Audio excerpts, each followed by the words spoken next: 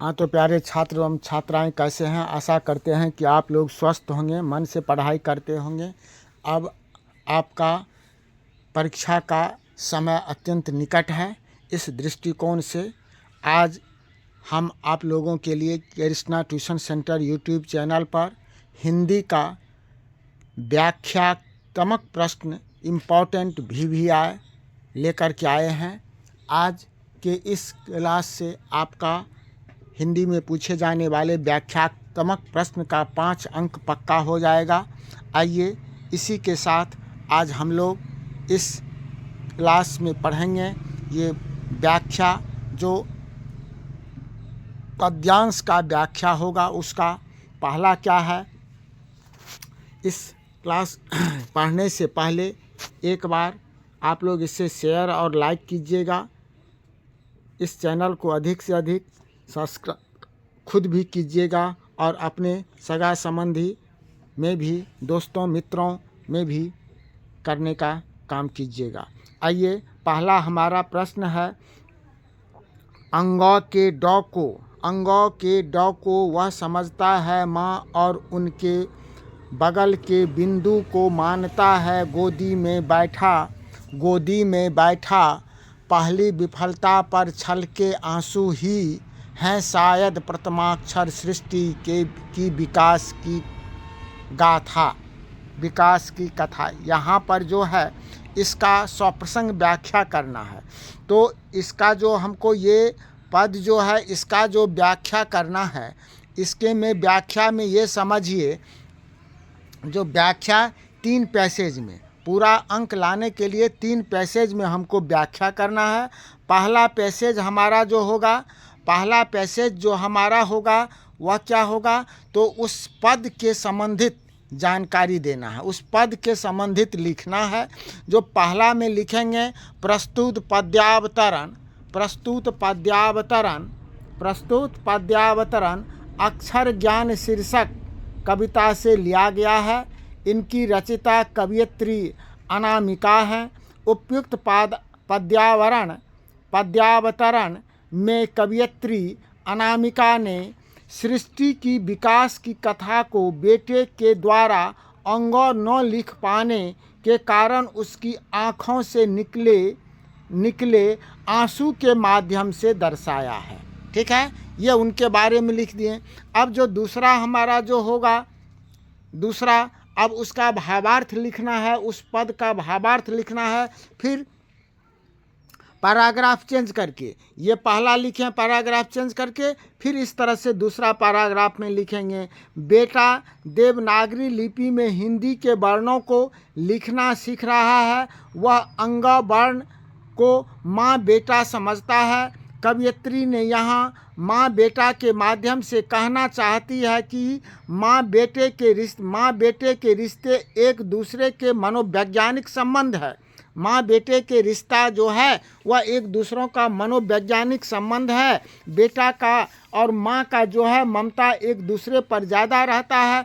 तो बेटा अंगो वर्ण को लगातार कोशिश के बावजूद, अंगो वर्ण को लिखने में लगातार कोशिश के बावजूद भी नहीं लिख पाता है, और यही उसकी व्यथा है, नहीं, यही उसका कष्ट है कि बार बार कोशिश करने के बावजूद जो वह नहीं सीख पाता है, जिससे वह व्यथित हो जाता है। और अंग वर्ण लिखने के पहले सभी वर्ण को सीख लेने के बाद भी वह विफल हो जाता है। इसी विफलता के कारण, विफलता जो उसे मिलती है, यह जीवन की पहली विफलता है, और उसी विफलता के कारण उसके आँखों से अनायास आंसू गिरने लगते हैं। नहीं, ये लिख दिए। अब फिर जो है हम उसका पैराग्राफ को चेंज करेंगे और लिखेंगे कवयित्री। देखिए, फिर पैराग्राफ चेंज करके कवयित्री यहाँ बताना चाहती है कि यही आंसू सर्जना की कहानी कहते हैं, और सर्जना की क्षण की व्यथा बादलों से छिपे रहते हैं। मतलब सर्जन करने वाले, रचना करने वाले रचना की है, नहीं। तो इस तरह से हम ये व्याख्या लिखेंगे। फिर अगला हमारा है, अगला जो है गद्य से लिया गया है, नहीं, तो परंपरा के मूल्यांकन में, अगला है परंपरा के मूल्यांकन में साहित्य के वर्गीय अधिकार वर्गीय आधार। साहित्य के मूल्यांकन में परंपरा के मूल्यांकन में, प्रश्न है परंपरा के मूल्यांकन में साहित्य के वर्गीय आधार के विवेक को लेखक क्यों महत्वपूर्ण मानता है। प्रश्न क्या है, जो लाइन पंक्ति दिया हुआ है, परंपरा के मूल्यांकन में साहित्य के वर्गीय आधार के विवेक को लेखक क्यों महत्वपूर्ण मानता है। तो लिखने से पहले इसमें पहले क्या लिखेंगे, ये लिखेंगे प्रस्तुत पंक्तियाँ हमारी पाठ्य पुस्तक गोधूली भाग 2 के परंपरा के मूल्यांकन शीर्षक से लिया गया है, ये लिख दिए। अब लिखेंगे निबंधकार, इसके निबंधकार कौन है, रामविलास शर्मा। तो लिखेंगे निबंधकार रामविलास शर्मा कहते हैं कि साहित्य की परंपरा का मूल्यांकन करते हुए हमें सबसे पहले उस साहित्य का मूल निर्धारण करना चाहिए जिसमें श्रमिकों तथा जनता के हितों का प्रतिबिंब हो और शोषक वर्गों के विरुद्ध आवाज़ उठाई गई हो। तत्पश्चात हमें उस साहित्य पर ध्यान देना चाहिए जिसका आधार शोषित जनता का श्रम है। इस साहित्य की परंपरा का मूल्यांकन का लाभ, हम साहित्य की परंपरा के मूल्यांकन का लाभ यह है नहीं, इस साहित्य की परंपरा के मूल्यांकन का लाभ यह है कि हम वर्तमान काल की जनता के लिए उसके उपयोग की विधि का अन्वेषण करते हैं। फिर पैराग्राफ चेंज करके लिखेंगे, अतः साहित्य की परंपरा के मूल्यांकन में वर्गीय आधार का विवेक इसलिए महत्वपूर्ण है क्योंकि इसके माध्यम से हमें शोषक श्रमिक मनोवृत्तियों से परिचित होकर एक नए प्रगतिशील समाज की स्थापना की ओर हम अग्रसर हो सकते हैं। इस तरह से इसका ये व्याख्या करेंगे। अगला प्रश्न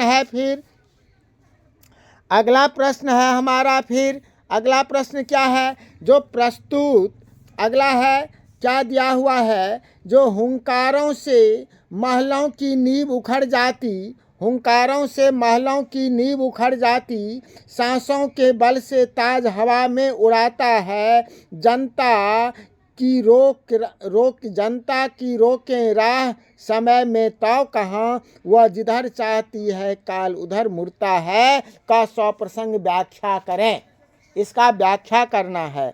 फिर क्या लिखेंगे, फिर जो है पहले इस पंक्ति के बारे में, ये जो पद्यांश दिया हुआ है इसके बारे में लिखेंगे। प्रस्तुत पंक्तियां हमारी पाठ्य पुस्तक गोधूली भाग 2 के जनतंत्र का जन्म नामक पाठ से ली गई है जिसके कवि रामधारी सिंह दिनकर हैं। इतना लिख दिए। अब इसका जो है भावार्थ क्या है, भाव क्या है, अर्थ क्या है, उसको दूसरा पैराग्राफ में लिखना है। जो कवि दिनकर ने जनता की महत्ता का प्रतिपादन किया है, यहाँ कवि दिनकर ने जनता की महत्ता का प्रतिपादन किया है। युग युग से पीड़ित शोषित जनता अब जाग उठी है। निरीह और निर्मल सी जनता में असीम शक्ति का संचार हो गया है। वह क्रांति के मार्ग पर चल चुकी है। उसकी ललकार से महलों की नींव हिलने लगी है और राजतंत्र धाराशाही होने लगा है। सामान्य सी देखने वाली जनता में इतनी शक्ति है कि वह समय के सामने नतमस्तक हो जाता है। इतनी शक्ति है कि समय भी उसके सामने में नतमस्तक हो जाता है और उसके निर्देशों का अनुपालन करने लगता है। सामान्य सी दिखने वाली जनता में समय परिवर्तित करने की अद्भुत क्षमता है। ये लिख दिए। अब जो है इसका निष्कर्ष निकलेंगे, जो इसका क्या निष्कर्ष निकलता है तो वह लिखेंगे। निष्कर्ष में हम तीसरे पैराग्राफ पर आ जाएंगे। तीसरा पैराग्राफ जो होगा वह हमारा निष्कर्ष का होगा। उपयुक्त पंक्ति के में कुछ महत्वपूर्ण बातें द्रष्टव्य हैं। महलों की नींव उखड़ जाती में लक्षण की शक्ति का प्रयोग किया गया है। इस कविता का सौंदर्य कई गुना बढ़ जाता है। महल राजतंत्र का प्रतीक है और राजतंत्र दास्ता का। तात्पर्य यह है कि दास्ता का जीवन अब जनता को स्वीकार्य नहीं है। नहीं, इस तरह से ये जो है तीसरा जो है हम व्याख्यान देखें, व्याख्या किए।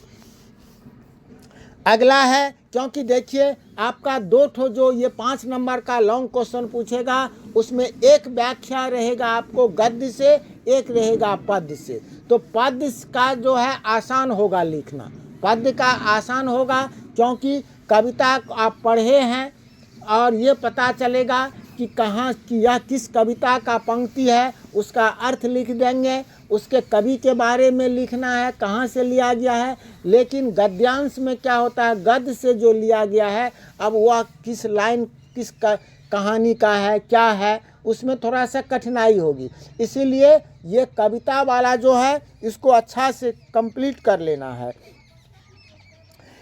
अब है अगला, धूप में बारिश में गर्मी में सर्दी में हमेशा चौकन्ना अपनी खाकी वर्दी में दूर से ललकारता कौन, मैं जवाब देता दोस्त। आप लोग निश्चित समझ गए होंगे कि यह पद जो है, यह जो पंक्तियां हैं, यह नहीं एक वृक्ष की हत्या से लिया गया है। तो वही लिखेंगे। प्रस्तुत पंक्तियां हमारी पाठ्य पुस्तक गोधुली भाग 2 के एक वृक्ष की हत्या नामक पाठ से नहीं ली गई है, जिसके रचयिता कुंवर नारायण हैं। कवि कहता है कि वह पुराना वृक्ष जो हमारी अनुभवी एवं चौकन्ना रहने वाली पुरानी पीढ़ी का प्रतीक है, हर मौसम को सहता है, यानी हर बदलाव को झेलते हुए चौकन्न रहता है। चौकीदार के समान चौकीदार के दृश्य खाकी वर्दी धारण किए हुए वह दोस्ती करना चाहता है नई पीढ़ी से, ताकि संस्कृति की रक्षा हो जाए। फिर पैराग्राफ चेंज करेंगे, तीसरे पारा अंत में लिखेंगे, उपयुक्त पंक्तियां से महत्वपूर्ण बातें सामने उभर कर आती है कि हमारी पुरानी पीढ़ी संस्कृति की रक्षक है। अगर वक्त रहते हम सचेत नहीं हुए तो समय के प्रवाह में हमारा अस्तित्व जो है वह समाप्त हो जाएगा, मिट जाएगा। अगला और अंतिम व्याख्यान है जो लिखे हैं, रस खानी कबों इन आँखिन सो ब्रज के बन बाग तलाग निहारों। रस खानी कबों इन आँखिन सो ब्रज के बन बाग तड़ाग निहारों। कौटिक रो कल घोत के धाम करील के कुंजन ऊपर बारों का इसका सप्रसंग व्याख्या करें। नहीं, इसका व्याख्या करें तो यह क्या लिखेंगे, पहले लिखेंगे प्रस्तुत पंक्तियां हमारी पाठ्य पुस्तक गोधुली भाग 2 के करील के कुंजन ऊपर बारों से ली गई है। इसके रचयिता प्रसिद्ध भक्ति कवि रसखान हैं।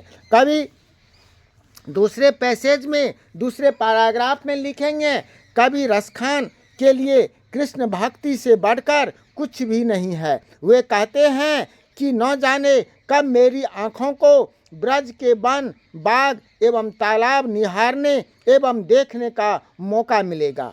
नहीं, कवि क्या कहते हैं, न जाने कि कब मेरी आँखों को ब्रज के वन बाग एवं तालाब निहारने का एवं देखने का मौका मिलेगा।